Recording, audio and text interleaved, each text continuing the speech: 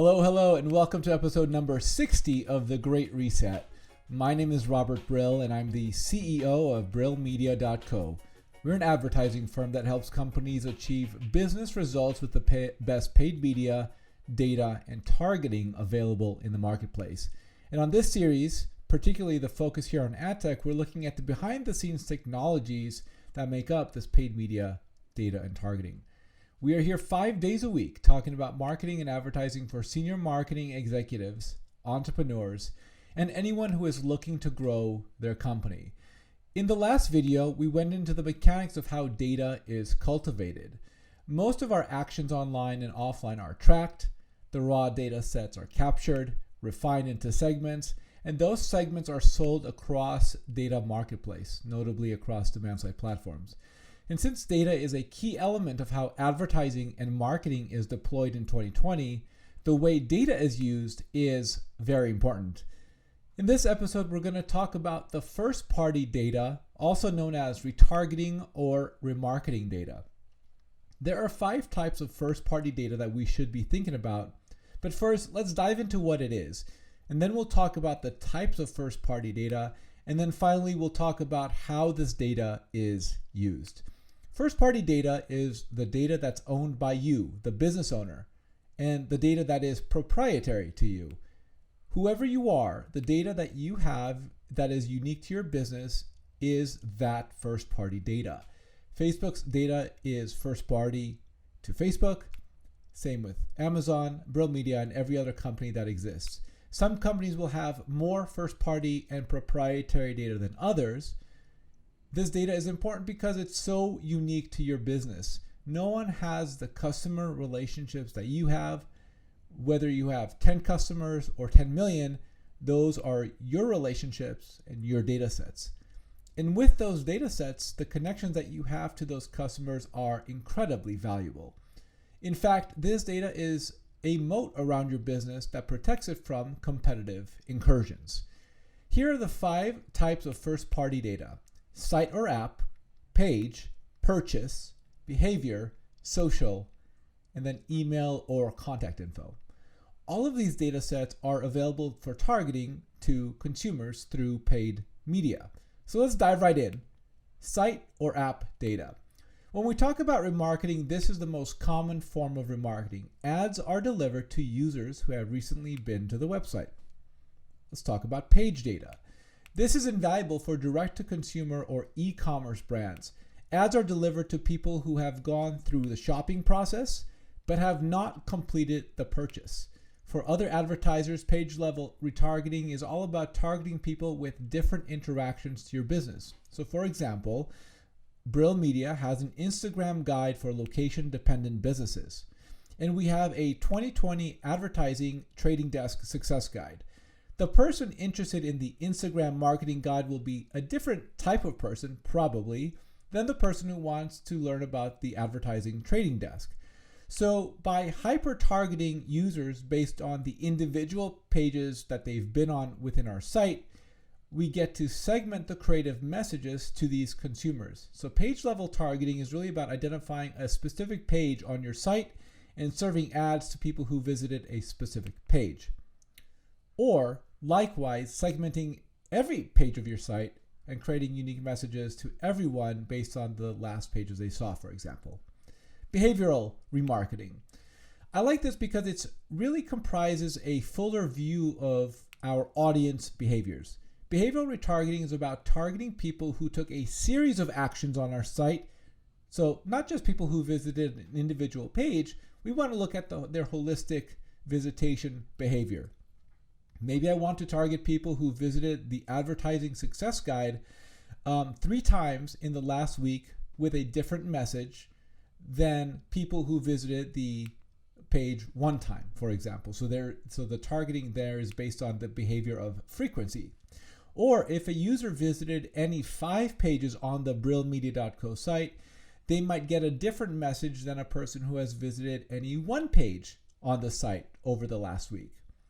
Or the person who visited more pages on the site is indicative of their overall higher interest, so they should get a different message. Maybe the message for a person who visited our site more than 5 times is, hey, we should really talk because we can help you with marketing. But the message to the person who visited our site once in the last week should be, hey, maybe you should download one of our guides because that might get you more interested in learning more about our organization. So really segmenting behaviors across the site and serving up ads based on those behaviors. Now let's move to social retargeting. This is powerful across platforms, but I'll focus in on Facebook. The idea with Facebook is that anyone who engaged with our page, for example, in the last 14 days should see an ad because their interest is fresh. And when I say engaged, they liked, commented, or shared, or clicked on one of our page posts. Or I can target ads to people who interacted with our lead form, but who didn't actually submit their information. We can do this with Instagram, events on Facebook, button clicks on the Facebook page, and anyone who sent a message to our page or anyone who simply visited our page. So the idea is, if I have an event, let's say I promote an event, a webinar on Facebook, and I use the events feature on Facebook, I can remarket to people who interacted with the event. Or I can remarket ads to people who have recently clicked on a button on our Facebook page, or people who have engaged with our Instagram, or anyone who just isolating people who have sent messages to our page recently. So there are ways, really, what we're thinking about is ways to cut and dice or filter audiences based on this remarketing function. Next, let's move to purchase. Purchase remarketing is great for ongoing storytelling. After a person completes the purchase on your page or on your site, you have an opportunity to run ads that give them follow-up offers. So for example, if a person buys a t-shirt, you may offer them pants or a different t-shirt with the same style, maybe with a 10% off coupon for being a good customer. And then finally, email or contact info. If you have people who subscribe to your email list, this is valuable. These people may have opted in to download a white paper, bought something on your website, or attended an online webinar. Either way that you've acquired these email addresses, as long as people have opted in, so it's email addresses or phone number or address data can be used to target people with ads. The ads appear across platforms, including banners, native ads, video, connected televisions, digital audio, Facebook, and across social platforms. This is particularly powerful because you get the opportunity to remarket to people with new offers or opportunities after they've already connected with you. First-party data, as you can see in these examples, is used to connect to people who have existing relationships with your business, so these business relationships continue to grow. Typically, we see three things happen with first-party data or remarketing. The first is dynamic creative. Dynamic creative is an opportunity to give users a one-to-one experience between the user and the brand. Ads are delivered based on a logic that understands the images and copy versions that should be used in the ad. The use of dynamic creative is one way that creative is an amplifier to the media investment. We see higher return on ad spend when our remarketing ads are delivered to users who abandon cart and then see an ad with the exact purchase or product or service that they recently viewed on the site. Dynamic creative requires initial setup, determination on the type of decisioning logic, standardized creative formatting, and the build-out of creative templates that are used to house the creative iterations. But the setup and the upfront work is well worth it in terms of dramatically higher return on ad spend. The second is customized messaging. With customized messaging, there is less effort that goes into the initial setup. So all the stuff that I broke out about dynamic creative really isn't happening, but the creative is still customized based on, for example, where the user is in the purchase funnel. This means that a user is in the consideration phase. If they're in the consideration phase, they get one set of creative execution, and the user is in the purchase phase, they get another set of creative executions.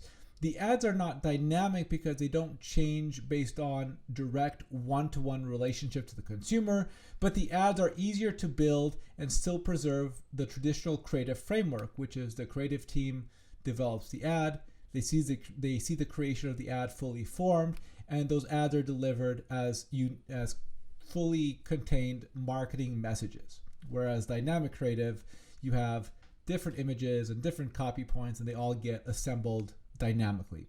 And finally, without dynamic or custom creative, we use remarketing to ensure that people who are about to purchase see your message as they make their purchase decisions, because we want to ensure that if they're going to make the buy, they're going to buy our clients' brands.